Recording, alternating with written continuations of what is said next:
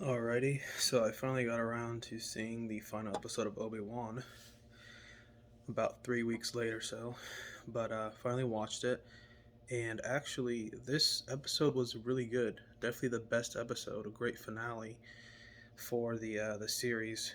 It was it was really good. So it basically started out with like the refugee ship. They were fleeing that planet, and Obi-Wan basically kind of like um,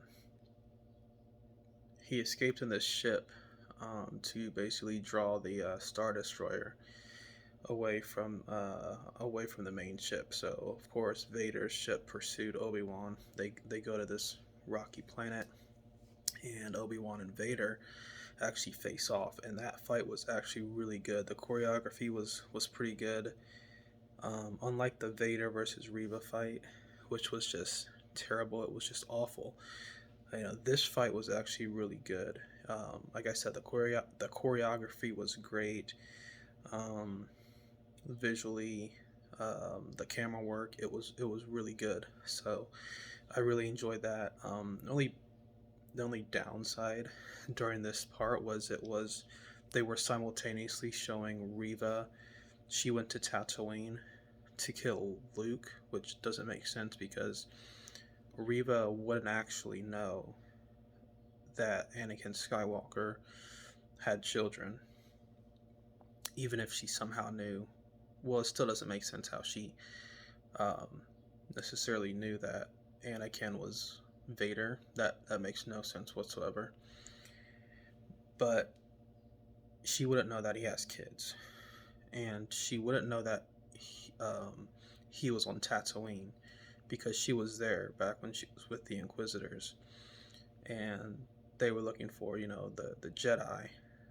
So there would have been no way she would have known Vader had a kid on Tatooine and where to find him.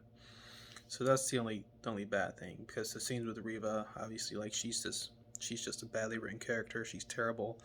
So that was simultaneously happening while the fight with Obi Wan and Vader was happening.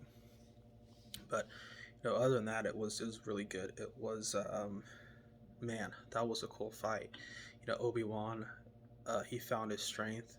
He after he gets buried under the rocks, he thinks of Leia and like the promises he made to her and everything like that, and so he's able to regain his strength, and he becomes more powerful with the Force, and he gets the rocks off of him after Vader uh, basically crushed him under these rocks. So he gets out, and he goes. He's skilled. Like, he's got his skill back. He's got his confidence, his power. He's got the old moves back, and he goes to town on Darth Vader, and he damages his life support system, and yeah, it is so cool. It's a great fight. He damages his helmet, and we can see Anakin Skywalker's face, and then he says he's sorry for everything that happened. That was deep, man. It's like, even after everything that happens, he still loves Anakin, and he's sorry for what happened.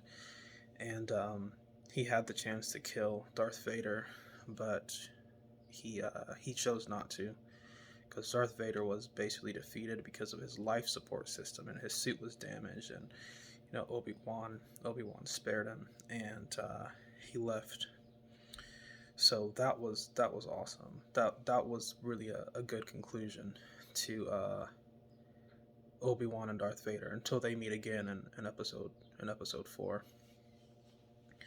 So yeah, that was really good. I really liked that. And then, well, Reva, she's about to kill Luke, and then she gets these visions, and instead of seeing Luke laying there, she sees herself laying there. So she can't bring herself to kill Luke, which is like, yeah, it's whatever. Like, she's terribly written character. So it was okay. It didn't really, it wasn't really anything significant or monumental, because she's just such a badly written character. Um, So Obi-Wan gets to Tatooine pretty quickly. I know they have a hyperspace, but like they can go to like a hyper jump, but he got to Tatooine pretty quickly. Just as Reva's bringing Luke back to his parents, and then Obi-Wan and Reva are talking, and she's like, "Have I become just like Vader?" Obi-Wan's like, "No, you haven't. You can still change the future or your future or whatever, and be a good person or whatever." So that's kind of how it ends. And Vader talks to Palpatine. Palpatine's like, "Yeah, you still are thinking about Obi-Wan. Is your mind clear?" And Vader, of course, he's lying. He's like, "He means nothing to me." So obviously that was a lie. But yeah, and then Obi-Wan shows up on Leia's planet. I don't know the name of the planet, and he says goodbye to her. So that was a great ending. I really like that. Um, so this was a really good episode. All the other episodes sucked in this show. So I'm glad I stuck it out and watched this final episode because it was actually a really good conclusion to the show and a pretty good conclusion to Anakin and Obi-Wan's relationship pre episode 4. So this episode, I'd probably give like a 9 out of 10 for the most part. Of course, there were some things that they kind of were just, it was like too convenient for things to happen, like him getting to Tatooine so quickly. It's a big planet.